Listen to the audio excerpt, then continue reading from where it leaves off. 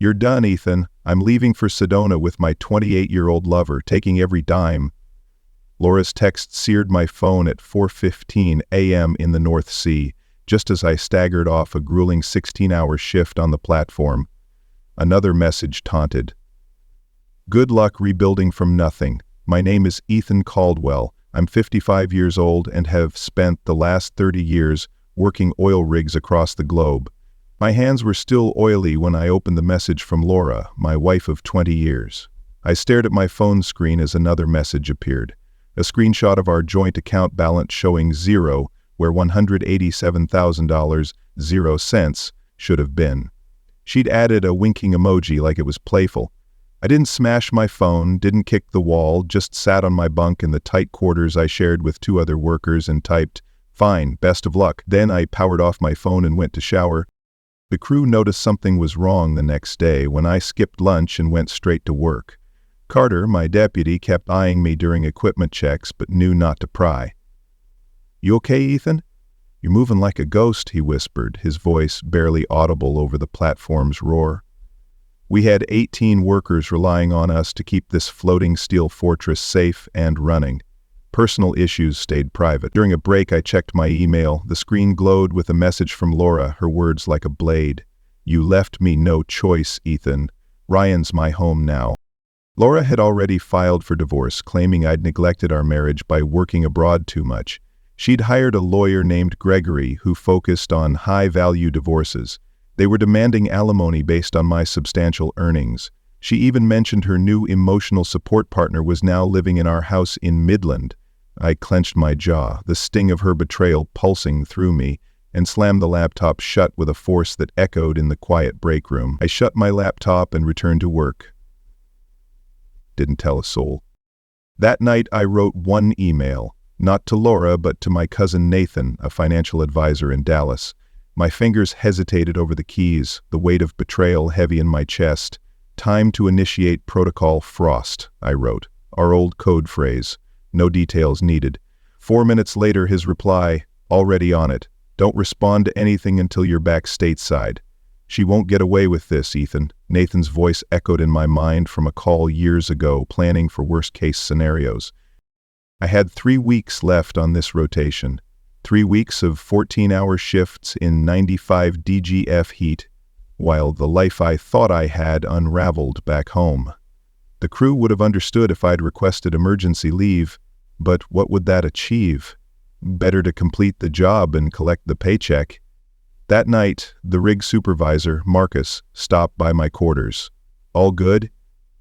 He wasn't just asking about the operation. "You're carrying something heavy, Caldwell," he said, his eyes narrowing with concern. "All under control," I said, and it was, more than Laura would ever realize. I met Laura 21 years ago at my friend's tackle shop in Midland. She was 29 then, working the counter, cracking jokes about urbanites who thought fishing trout was tough. "You're not like those city fools, are you, Ethan?" she teased, her smile pulling me in. I was 34, already 11 years into oil work, home between jobs and helping restock shelves. We married 10 months later. Quick, but it felt right then. I'd already built a solid life, owned my house outright from a smart investment in a small driller that got acquired, had a steady career on global rigs. She said she valued my reliability, my drive.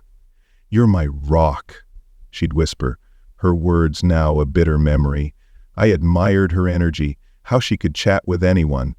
The rotation schedule was always the hurdle, 6 weeks on, 2 weeks off back then, but the pay was outstanding. I could earn in 5 months what most in our town made in 4 years. We agreed it was worth it. "I'll hold the fort, you build our empire," she vowed, her eyes bright with promise. She'd manage the home front, I'd secure our future. Around year 14, the first signs of trouble showed, minor things, gripes about missed anniversaries, questions about whether I really needed the Norwegian contract. "Why can't you just stay, Ethan?" she snapped once, her voice sharp over the phone. Remarks about how her friends' husbands were always at barbecues. In hindsight, I should have noticed. The year I turned 50, she stopped asking when I'd be back, stopped sending updates about her day. "You're a stranger now," she texted once, then went silent for days. Our video calls grew brief, but I chalked it up to the natural shift of a long-distance marriage. Stability replacing passion, habit replacing unpredictability. Last Easter, I came home to find she'd redone our entire house without a word. New decor, new walls, new everything. When I asked, she just said it needed a refresh. "It's my space now," she added, her tone cold, eyes avoiding mine. I didn't press on what kind of refresh she meant. 3 months ago, I spotted transfers from our joint account to one I didn't know. "Roof repairs," she said. "The chimney needed fixing." "Don't worry, Ethan, it's all under control." Laura's voice was too smooth over the phone, a hint of secrecy in her tone. I drove by the house before this rotation. No signs of work, but a silver BMW I'd never seen was parked in our driveway. 6 weeks ago, she stopped taking my calls entirely. Just texts saying she was tied up with a new venture. "Stop hovering, I'm busy," she snapped in one message, cutting deeper than I admitted. I nearly flew home then. Instead, I told myself to trust my wife of 20 years.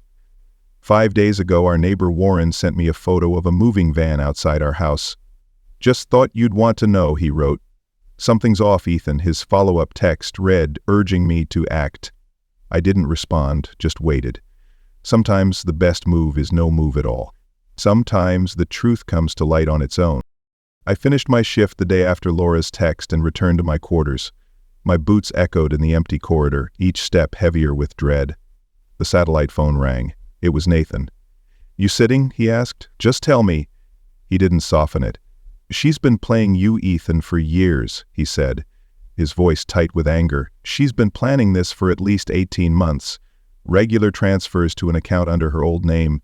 Started small, $3,000, 0 cents here, $4, 0 cents there, then larger sums over the last 120 days. Total of $279, 0 cents moved, not just the $187, 0 cents from your joint account." The room felt unsteady for a second. That was far more than our joint savings showed. "There's more," Nathan went on. "She changed your beneficiary on the life insurance policy 8 months ago, and she took out a $55, 0 cents home equity loan against the house, forged your signature on it." I sat on my bunk, the low rumble of the rig's engines suddenly loud beneath me. "She's stolen your future," Nathan added, his words like a punch. 20 years together, 2 decades of shared life, and she'd been methodically cutting me out of it for over a year. "The guy?" I finally asked. "Ryan Whitaker, 28, like she said, former gym coach. No steady job in the last 4 years. 4 previous relationships with women over 40, each ended within 16 months. I didn't need the dots connected. "And Ethan?" Nathan's voice lowered. "They're running, Ethan. She's not just leaving you. She's erasing you. There are credit card charges for 2 one-way tickets to Sedona dated for next Thursday. That was 4 days away. She hadn't just left me, she was vanishing, trying to erase me entirely before I got back." I hung up and sat in the dark of my quarters for a long time. Didn't turn on the light. The silence screamed louder than the rig's engines, each second tightening the knot in my gut. Just sat, watching memories reshape themselves like a puzzle forming a new image. The late-night calls she'd taken the yard, the sudden yoga obsession 4 years ago, the complaints about finances despite our solid savings. "I need more, Ethan," she'd said once, her voice laced with greed. I ignored. What stung most wasn't the betrayal. It was the foresight, the deliberate, patient dismantling of our life while smiling to my face, while taking the money I sent home, while saying she loved me. Something hardened inside me. The pain turned sharp, then cold. I opened my laptop, pulled out my laptop, and accessed the email only Nathan and I used. "Time to fight back," I muttered, my resolve steeling as the screen glowed. Logged into the holding company we'd set up 10 years ago after I saw a coworker lose it all in a divorce. Frost Creek Ventures, my grandfather's surname, and the stream on our old land. The balance loaded $2,100,000. Since I'd been funneling 65% of my income there for a decade, legally reported on taxes but shielded from marital assets through Nathan's corporate setup. I sent one email to my lawyer in Dallas. "Activate Operation Ice Shield. She'll regret crossing me," I whispered, sealing her fate. Then I closed the laptop and went to the mess for tea. For the first time in days, I felt hungry. I landed in Dallas 48 hours after my rotation ended. Nathan met me at the airport, handed me a burner phone and a stack of papers. "She's been calling your main number nonstop since yesterday," he said as we headed to his car. "She's panicking, Ethan. Her house of cards is crumbling," he added, his voice edged with grim satisfaction. "The bank froze the account she moved the money to. Standard for large suspicious transfers. They're asking you to verify in person. She doesn't know I'm back. No one does except me and Lucas. Lucas was my lawyer. But that's not the biggest news." He pulled out his tablet and showed me texts between Laura and someone labeled R. I scanned them. Plans for their new life. Jokes about me slaving away overseas while they spent my cash. "Poor Ethan, still drilling for our dreams," one of R's messages mocked, twisting the knife deeper. Details about the condo they'd put a deposit on in Sedona. But one exchange from 3 days ago stood out. Laura. "Bank froze the funds. Needs Ethan to verify in person. What now?" R. "He's still on the platform for 12 more days. Tell him your dad's sick. Get him to authorize you to handle it. You're still his wife." Laura. "He's not picking up." R. "Push harder. We need that money before the condo closing next week, or we go to Plan C." Laura. "I don't like Plan C. It's just insurance cash. His job's risky for a reason. Accidents happen." I handed the tablet back to Nathan. My hands were calm, but icy. "These are admissible?" I asked. "They're from her phone's cloud backup. She used your Google account to set up her new phone last year. Never changed the password. Everything syncs to your storage." We drove to Lucas's office. He'd already drafted divorce papers, a criminal complaint for the forgery on the home equity loan, and an emergency motion to freeze all assets. "There's a hitch," Lucas said once we sat down. "She's playing dirty, Ethan," he warned, his tone grave. "She filed a domestic violence claim against you yesterday. Says she left due to ongoing emotional neglect and financial dominance. Claims she feared for her safety." "That's ridiculous," I said. "I've been 7,000 miles away for the last 9 weeks. "Doesn't matter. It's a ploy to sway the judge and justify taking the money. Her lawyer's pushing for an emergency hearing tomorrow for a restraining order against you and exclusive use of the house, so she wants to lock me out of my own home while her boyfriend lives there." Lucas nodded. "And more. The home equity loan, she already spent it, transferred it to an LLC registered to Ryan Whitaker 4 days after getting it." I exhaled slowly. "Options. We counterfile now. Fraud, forgery, alienation of affection, criminal conspiracy based on those texts. We request an emergency freeze on all her accounts and the LLC." He slid a document across the desk. "And we file this." I looked at it.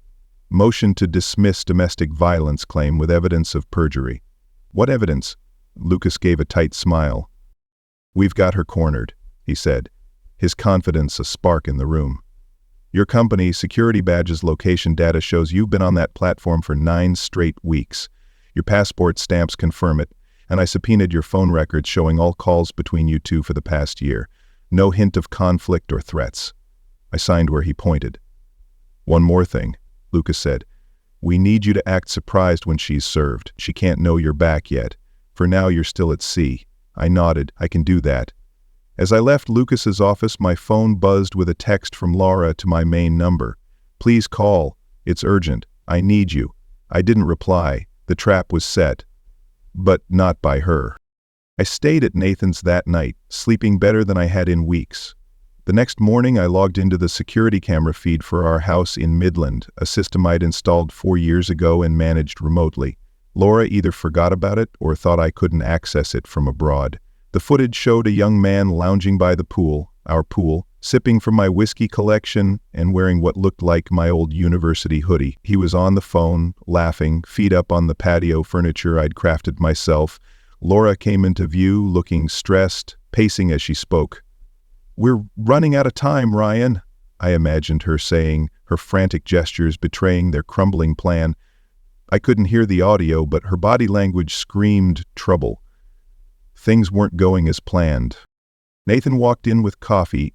"You need to see this," he said, opening his laptop. He'd spent the night digging into Ryan Whitaker's past. What he found changed everything. He's done this before, 4 times. Nathan turned the screen to me. Same pattern each time. Meets a woman, usually married, always financially secure, relationship grows. Woman leaves husband, taking whatever money she can. They relocate together. Within 16 months he vanishes with what's left. The screen showed court filings, news reports, social media, 4 women over 6 years. All left broke, one still paying off loans Ryan ran up in her name. "There's more," Nathan said softly. He was briefly a person of interest in the death of his 3rd girlfriend's ex-husband. Suspicious boating accident 8 weeks after the divorce filing. Man drowned in a lake. He'd fished for 25 years. No charges filed, but the implications lingered. My phone rang. Laura again on my main number. I let it go to voicemail. "Listen to this," Nathan said, playing it on speaker. "Ethan, please, I need you to call the bank." Her voice broke with what sounded like sobs. "Don't abandon me now, Ethan, not after everything," she pleaded, her desperation a calculated act. "There's been a mix-up with our account. I was just moving money to a better investment like we discussed, but the bank locked everything. I can't access anything. Please call them and say it's fine. I'm scared. We'd never discussed any such thing."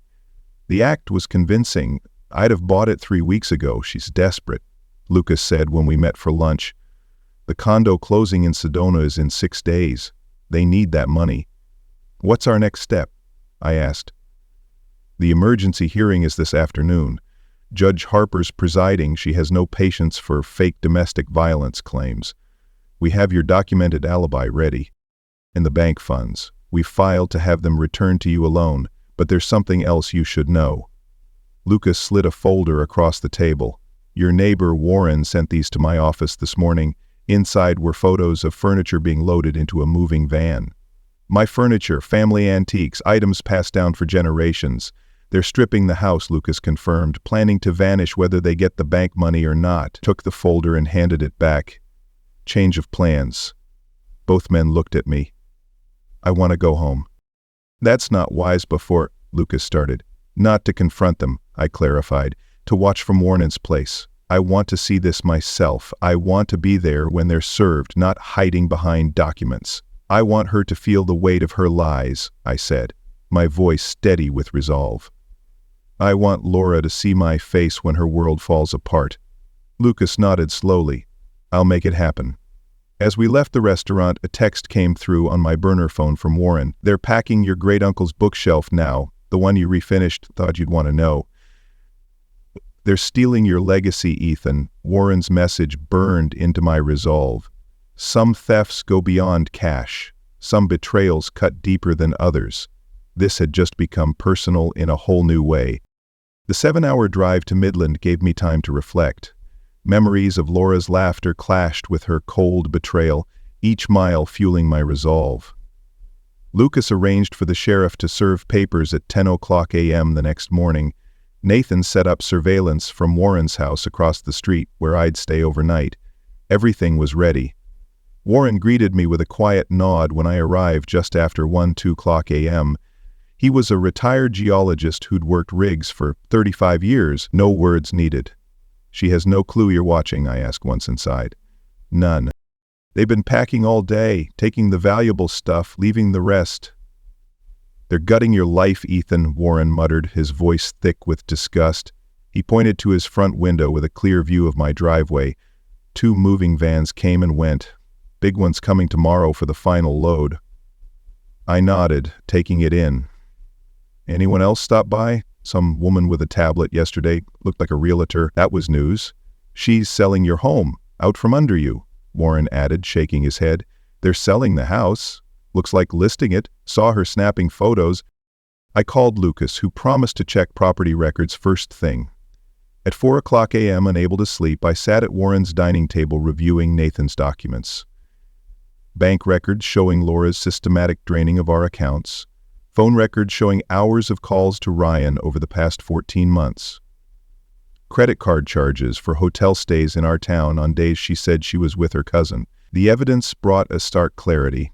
She'd planned every step, I whispered, the betrayal cutting deeper with each page. Not a spur-of-the-moment betrayal, but a calculated extraction, a deliberate unraveling of everything we'd built. By morning, Lucas texted confirmation. Laura had listed our house with a realty firm 3 days ago. Asking price was 25% below market, set for a fast sale. She'd forged my signature on the listing. At 9:30 a.m. I watched from Warren's window as Laura and Ryan loaded the last items into Ryan's BMW. Small valuables, easy to carry, my great-aunt's crystal vase, the pocket knife my grandfather gave me. At 9:45 a.m. a large moving van arrived. 3 men got out and approached the house, right on time. At 9:55 a.m., an unmarked car parked behind the van, blocking it. 2 sheriff's deputies and a woman in a suit stepped out. Lucas had sent a court officer with them. "It's time," I said to Warren. I crossed the street as the deputies reached my front door. Laura answered, her face shifting from annoyance to shock as the officers introduced themselves. "Mrs. Caldwell, we have paperwork to serve you and the gentleman on the premises." I stayed just out of sight, watching from the driveway's edge as her face paled. She called for Ryan, who appeared behind her, his arms sliding around her waist. That's when I stepped forward. The look on Laura's face was unforgettable. Shock, then fear, then calculation. Ryan just looked lost. "Ethan," she whispered, "you're supposed to be on the platform." "Surprise," I said softly, my voice low but laced with steel. "You thought you'd bury me, Laura." Nodding to the deputies to proceed, they handed over the documents. Emergency restraining order against them, freezing of all assets, criminal complaint for forgery, nullification of the home listing, and notice of divorce proceedings, citing fraud and criminal conspiracy. "You can't do this," Ryan said, stepping forward. "She's scared of you. We have a domestic violence claim dismissed this morning by Judge Harper," I cut in. "Hard to abuse someone from 7,000 miles away. The judge was especially interested in the texts about your Plan C involving my insurance policy." His jaw dropped. Laura stepped forward, tears forming. "Ethan, this is all a mistake. I was just securing our documents," I finished for her, pointing to the van. "Securing our assets by emptying our house, planning our future by selling our home without a word." "You sold her life for him," I said, my eyes locked on hers, unyielding. She had no response. "You have 30 minutes to take personal items only," the court officer said. "Clothing and toiletries.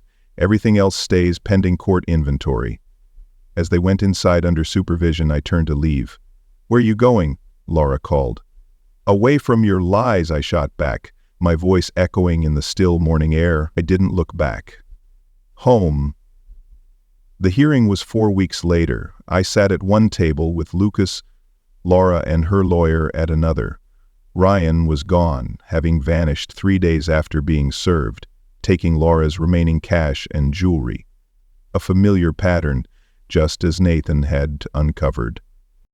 The judge reviewed the evidence methodically. Bank records, forged documents, texts, location data. When she reached the messages about Plan C and insurance money, she paused and stared at Laura. "Mrs. Caldwell, are you aware of the penalties for conspiracy to commit insurance fraud or worse?" Laura's lawyer whispered frantically. "It wasn't like that, Your Honor," Laura stammered.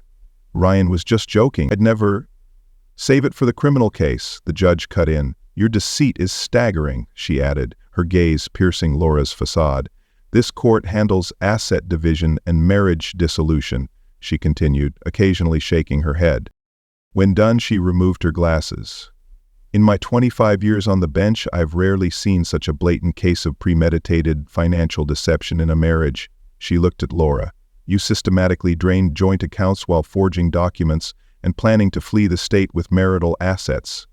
Turning to me, her tone softened. "Mr. Caldwell, while your creation of separate accounts through a holding company might raise eyebrows, the court finds you consistently paid household expenses, filed accurate taxes, and made no effort to conceal assets from the government, only to protect them from potential future claims." Her ruling was quick and final. All assets transferred by Laura would be returned to me. The house remained mine alone. Laura's alimony claims were denied, and most satisfyingly, she referred the forgery and conspiracy evidence to the district attorney's office for possible criminal charges. As we left the courtroom, Laura tried to approach. "Ethan, please, let's talk," she begged. her voice trembling with desperation. I kept walking. Some victories need no words. 8 months later, I stood on the deck of my cabin in the hills outside Bozeman, Montana. The property had been part of Frost Creek Ventures all along, 50 acres of forest and grassland I'd bought 6 years ago as a retirement plan. Laura never knew it existed. The forgery charges against her were reduced in a plea deal. No prison, but 7 years probation and restitution she'd likely never pay. Last I heard, she was living with her cousin in Oklahoma City, working part-time. Ryan had moved on to a widowed accountant in Nevada, his cycle unbroken. I'd taken early retirement from the oil company. 30 years was enough. Between my investments, savings, and small mineral rights from a Wyoming plot, I had plenty to live well for life. Warren called occasionally with Midland updates. I'd sold the house there. Too many bad memories. He'd helped clear it out, shipping family heirlooms to Montana and donating the rest. The morning mail brought a letter from Nathan. Final documents dissolving Frost Creek Ventures. Its purpose was done. Assets transferred, taxes settled, a chapter closed. As the sun dipped behind the hills, I poured a glass of scotch and sat on the deck chair I'd built that spring. The weight of Laura's betrayal faded with the light, replaced by a fierce sense of freedom. For the first time in years, no one needed anything from me. No crew waiting for orders, no wife pretending to care, just silence and the sound of wind in the trees. My phone rang. A new project lead at a Norwegian oil firm offering a consulting role. Decent pay, minimal travel, just sharing expertise I'd built over decades. I'll consider it, I told him. But I'm done living for others, I added, my voice firm with newfound clarity. And I would, but not tonight. Tonight was mine, for the peace I'd earned, for the life I was finally living on my terms.